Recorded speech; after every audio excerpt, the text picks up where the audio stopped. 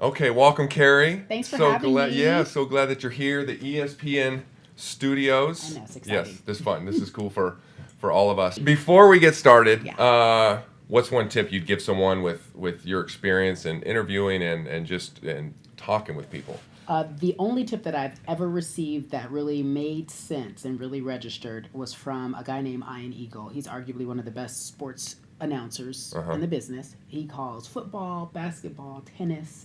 And I always think of Ian because he told me when I first got the job at ESPN, I went from Tennis Channel to ESPN, and he said, just listen. He said, you'll have the best interviews if you listen. He was like, that's the only advice I can give you. I don't want you to feel like you should speak a certain way or you have to pronounce names correctly, which you should. But he was like, just listen. And if you listen to whomever you're speaking with, you'll be able to get the better question out of that. Nice. Okay, good. Locked it in. I don't have to Locked say in. anything. We're good. We're done. All right, so you got some amazing things going on right now. You got the ESPN Sports Center Coast to Coast.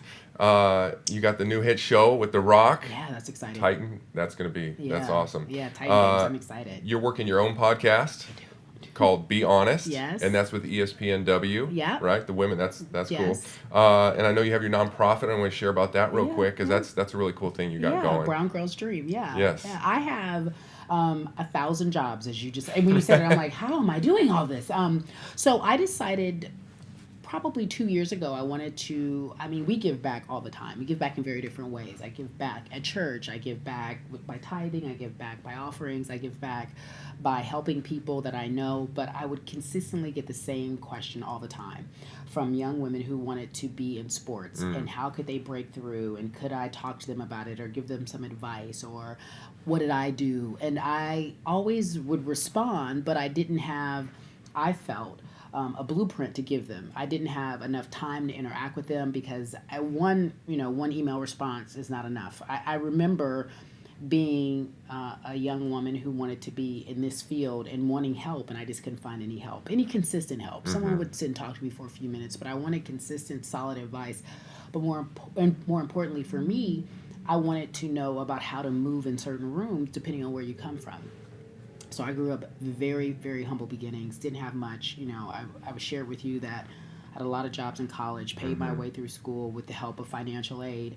And I was really, truly one of the first in my family to go to college. So there were all of these different obstacles, if you will, and unknowns that I didn't have a privilege to, or I didn't have someone saying, this is how you should move in this room, or this is how you should work in this environment. And so I came up with Brown Girl's Dream, and our goal is to tell these young ladies, how they can help themselves in whatever situation they're in, but also put them in contact with other people who can help them. Yeah. Because I figure a lot of what I do for a living is when people say, hey, I know someone, and that person gets the job. I see Yeah. that happen all the time, but in certain communities, we don't do that. And if you don't have a dad who works as a financial advisor in a certain business, he's not going to be able to, recommend you to whomever. So it would be nice to have people in positions to recommend these young ladies who don't necessarily have connections in the Yeah, world. I love it. With all you have going on, walk us through just what's a normal, or even the last 24 hours, 'cause I know you've been flying my gosh, and crazy. yesterday was crazy, yeah, So no. what's a normal day look like for So Cari? work day, and then there's 2 days. There's work day and then my off day, right? Which is funny. But my work day is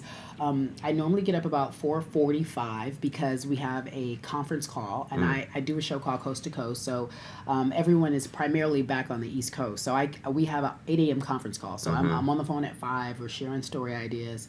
Hang up the phone, I get dressed, I come to work, I get in the newsroom, which is here, and I write for about an hour or two, hour and a half, depending on what goes on. And writing is inclusive of knowing what the story is. So, for instance, I go over highlights. So the Lakers lost last night by the time this airs, the Lakers lost to the Houston Rockets the second time. And I just go over the highlights. I look over them and continue to look over them to make sure I know what I'm saying. Yeah. Pronouncing names correctly is a big deal. Yeah. For women in sports, there's little room for error. We have no margin for mistakes, and when we do make mistakes, it's like the worst. You get all these people on the internet. You're so awful. Hey, get back in the kitchen. You get that all the time, and you're like, great, thanks. So I really hold myself to a tough standard. And then after that, I shoot my podcast, depending on the day of the week. I get a workout in. I usually try to catch up with girlfriends. I really try to have a good tribe around me and touch base with some of my friends who have a lot of different projects going on right now, because I feel at this time in my life, I feel like God is really using me to be to take this platform and use it for good. So I have a lot of great friends doing a lot of great things right now. So I feel as if my networking is really important just right now, because we're trying to build something really special. Yeah.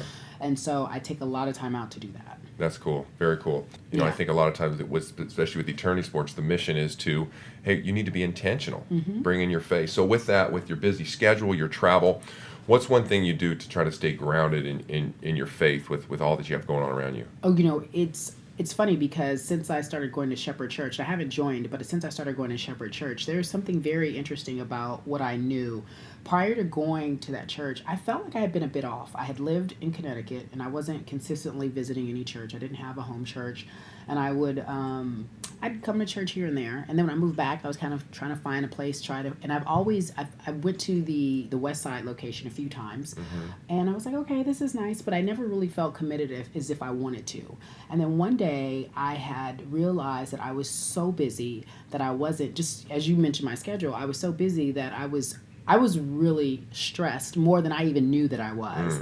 You know, I had high blood pressure, and my doctor was like, you're too young for this. What is going on with you? And I knew at that time my body was telling me to slow down, or at least take some really appropriate steps to manage everything that you're doing. And I had to course correct, because I think for so many people, when they're in the midst of trying to achieve whatever goal they think they should be achieving, they forget to take care of themselves, or they forget about their surroundings, or they don't stop and just breathe. So that started to, once I really was like, Cari, go to church, start working out more, breathe, learn to breathe, learn to sleep, and to really be specific and intentional about getting rest. Yeah. So that's, for me, helps me just stop and focus. And like I told you before, my networking and my good time with my friends, it really slows me down. Yeah, build you up, those people around you, I Yeah, think. because you need that, because we hear about what we do wrong all the time. Yeah. And you need a good core group of people who feed your spirit, but hold you accountable too. Well, and you're passionate and you're driven to be successful, and that can, if you're not intentional with the other things, your faith, your health, all that type of stuff, you get lost. You get lost really quick. Well, that's cool to hear.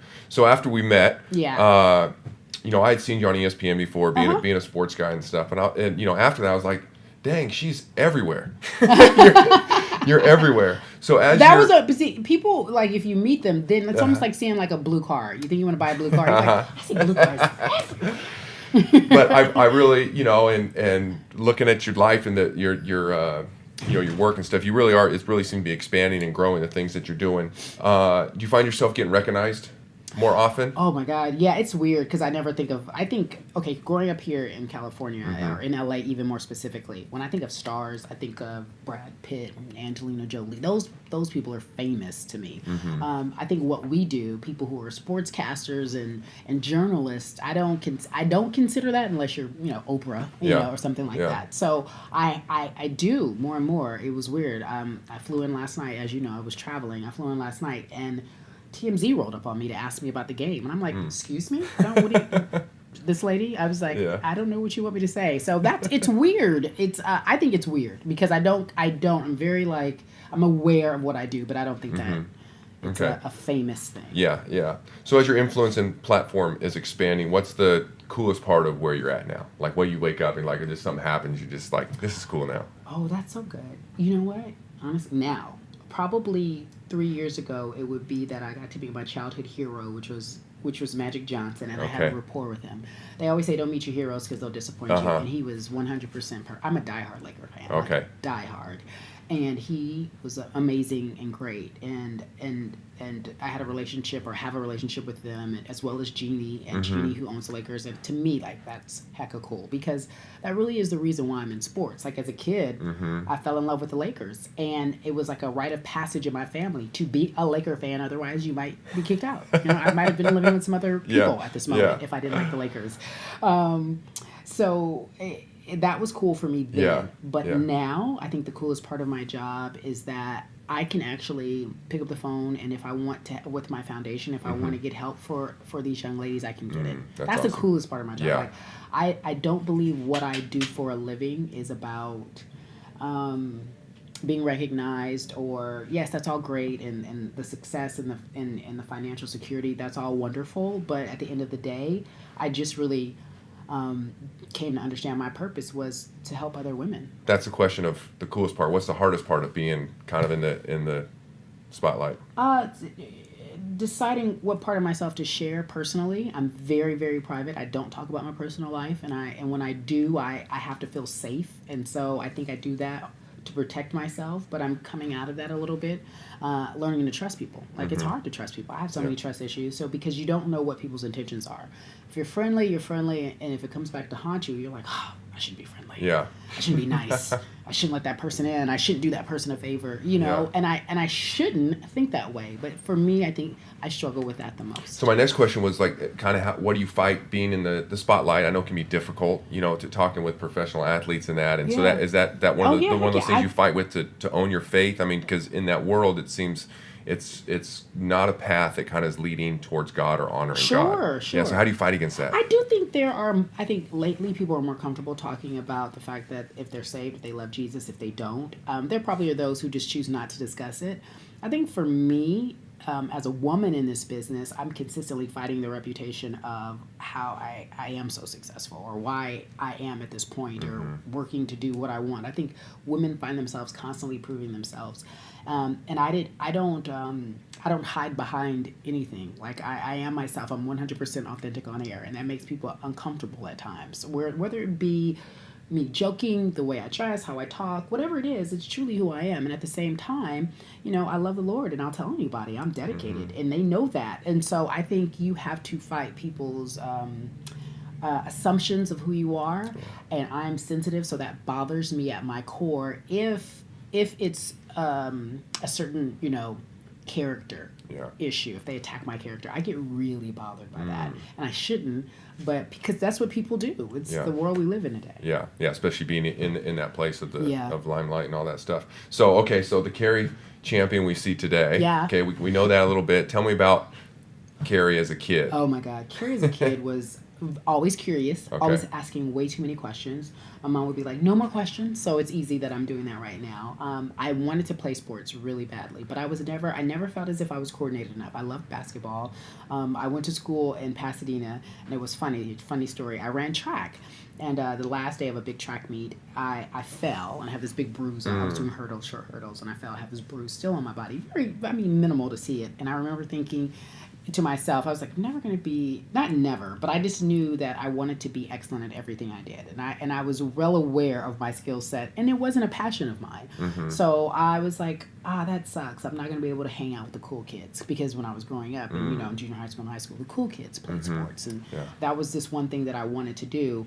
But I learned quickly that probably my best asset at the time was just talking, and so that I needed to lean more on that than my athletic skill set. Okay, but I still try. But you've been, sports has been a passion. Obviously, it's always been a passion. You gotta enjoy that. Okay, so as you know, like our Playing for Eternity challenge is really wanting to have people own their ministry where they're at. And so what I love to ask people is, when you were young, even older now, and as it pertains to your faith, who was someone that impacted you, you know, along the way, that someone was outside of themselves? Like, you know, you share about your nonprofit now, and how, you know, I just feel like those girls one day be like, Cari Champion set me on a path that brought me closer to the Lord.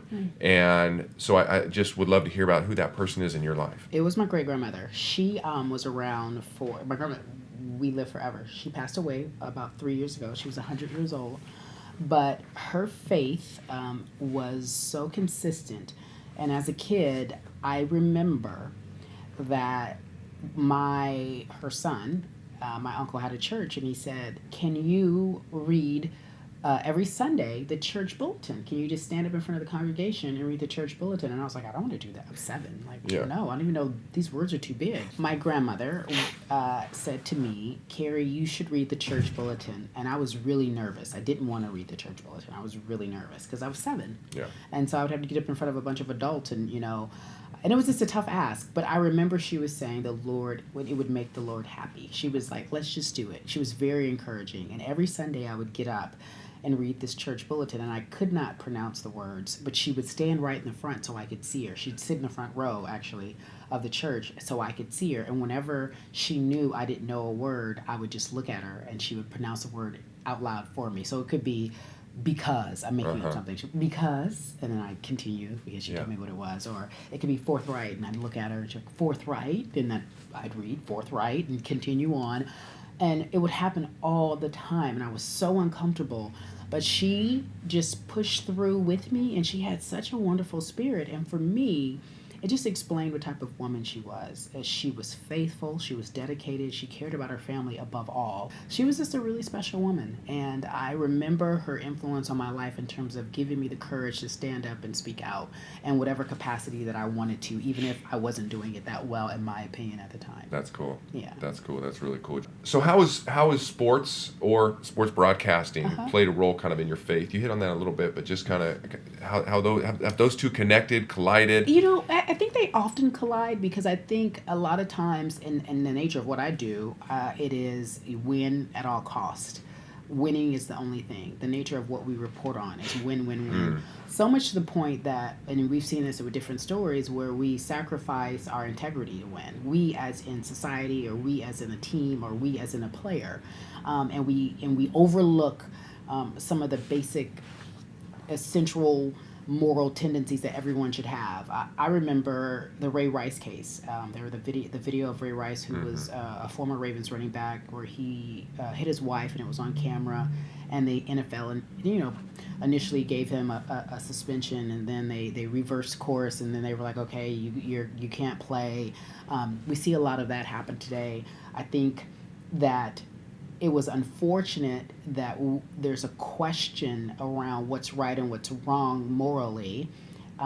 If you are talented, you win. We forgive all sins, and for me, I struggle with that because there are certain players that I've forgiven because they're really talented, and I'm all like, is this fair? Now, everybody needs to be forgiven. Everyone deserves a second chance, but what I'm talking about is how we ignore it or we don't talk about it. And I felt, for me, I couldn't do that. I had to at least address it because that's the nature of what I do, and and it wouldn't be right. I had that happen when I interviewed Floyd Mayweather.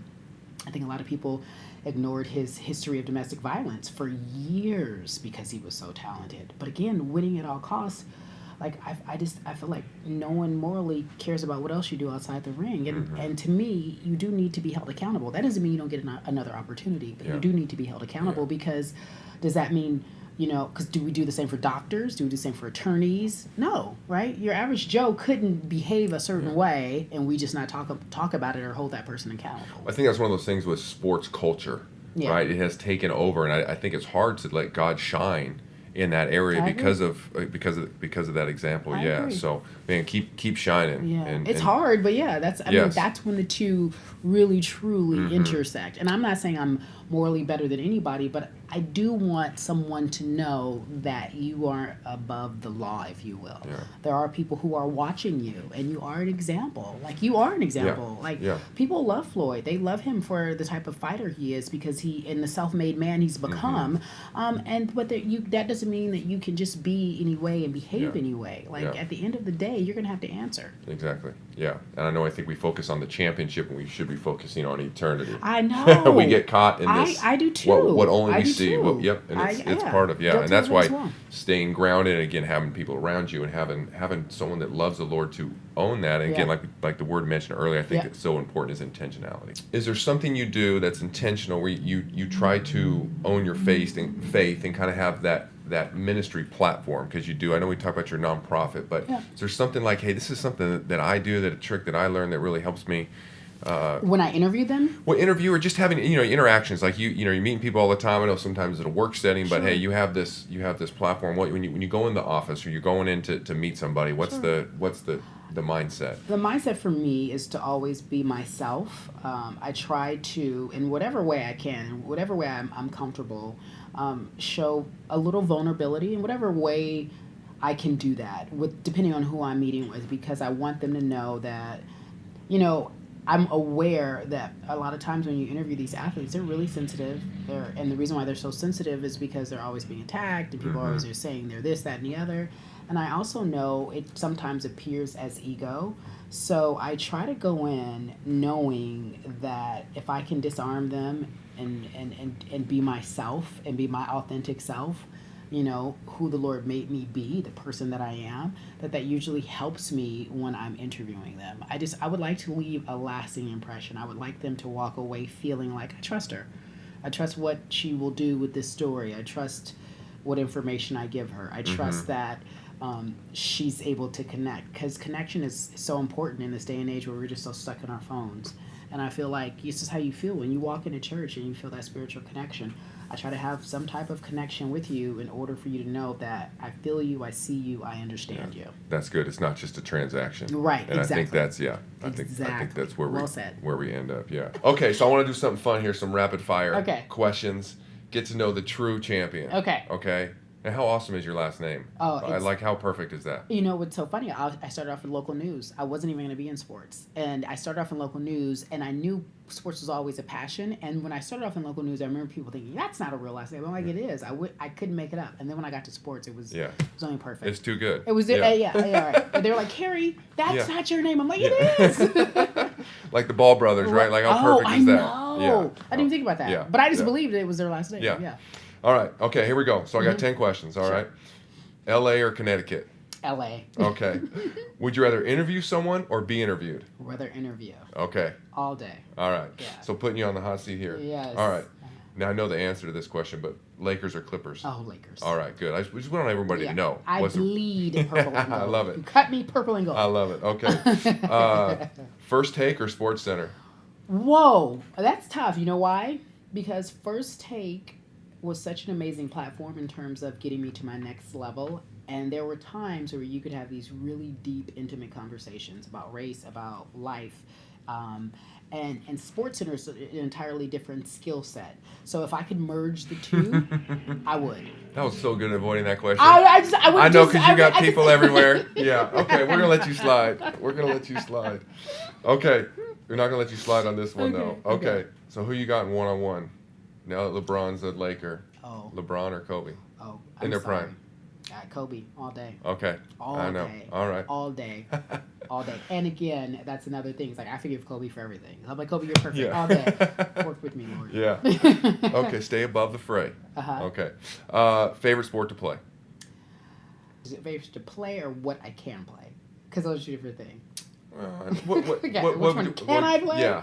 Well, what do you enjoy doing? Tennis. Okay. Tennis. Nice. Yeah. All right. Favorite celebrity to interview? Not an athlete. Oh, you know who I like to interview? This is really weird that I'm going to say this. Very weird, because I just interviewed him. But John Cena. You know why? Because this is so weird that I'm even saying this. I love to interview people who make me think, and he's a really intelligent person, and you probably don't even the people. And I'm not just saying just because he's a wrestler, but people probably don't even know that. Yeah. But he makes you think. He goes to so many different levels. His questions or his responses are layered, and I'm like, wow, I never thought of it that way. He just gives a very new perspective. So I feel like I walk away with a little more brain power after I talk to him. Nice. That's okay. odd, yeah. All right. Favorite athlete to interview? Ooh. Now that depends. These are tough. Sheesh. My favorite athlete to interview. Billie Jean King. She's still an athlete to me. She's my favorite athlete. Awesome. Okay, what's your favorite sport to cover? Basketball. Okay. Yeah.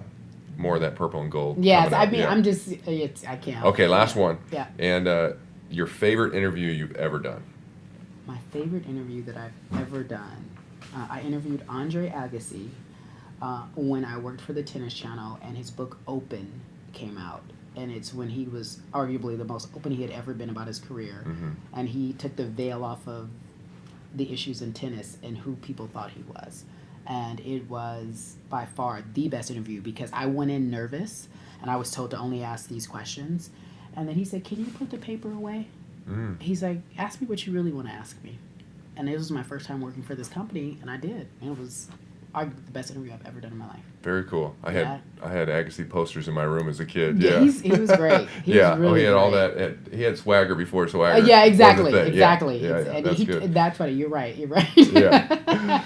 We want you to turn us on to someone else in the sports world that loves God, and that is owning that, and that you would turn us on to him, and him or her, and we would try to set up with them. And partly, while you think about that, we want to see how like your ministry, your influence, connecting with people, really how far that can spread. We think, I'm not having an impact today. Or, you know, I always use basketball as an example. As a basketball guy, when I walk into a gym, it's like, did I just get shots up and leave, or did I impact somebody today? You know, and I think that's it's going to be a great way. We're just going to see kind of how this path leads. So who would you want to who's on the show next? I have 3 that popped in my head. 2 of which I have direct access to, so that'd be easier for you. Okay. Torrey Smith, he's a wideout for the Eagles. Great heart, great guy. And I like him a lot. Okay. And he is always leading with Christ. He's always talking about his life, his role as a husband, as a father, and he's always offering advice on how to be a better man. And I think he's such a stand-up man for God. Like, every time I meet certain athletes, I could just tell you who's a stand-up guy. He's a stand-up guy, and he's real about his ministry. I also think that Justin Forsett, he doesn't play in the league anymore, but he was a running back for the Ravens lastly. He had a podcast much like yours that was dedicated to his faith, and it was on Uninterrupted. They're still working on it on that platform, but he's great. I mean, I like him a lot. He's a good kid, and I say kid, he's grown, but And I think I might have to strike it. I think my guy Torrey is with the Panthers now. You know how they jump around. He's with the Panthers now. But those 2 guys I like, and I like them for 2 reasons. One, especially for Torrey and for Justin, they're married, they have children, they've lived in this world, they did everything the right way, meaning like they probably were told, don't get married so young, live your life, don't hang out, do this. They did just exactly what they wanted to do, and they lead by example. They are on the forefront of, I love my family, I love my faith, I love what I do, and it's every single day. And I know, for instance, Torrey's probably a true leader in his locker room as well. So that's why I think of those 2. All right, Torrey and Justin, we're coming for you.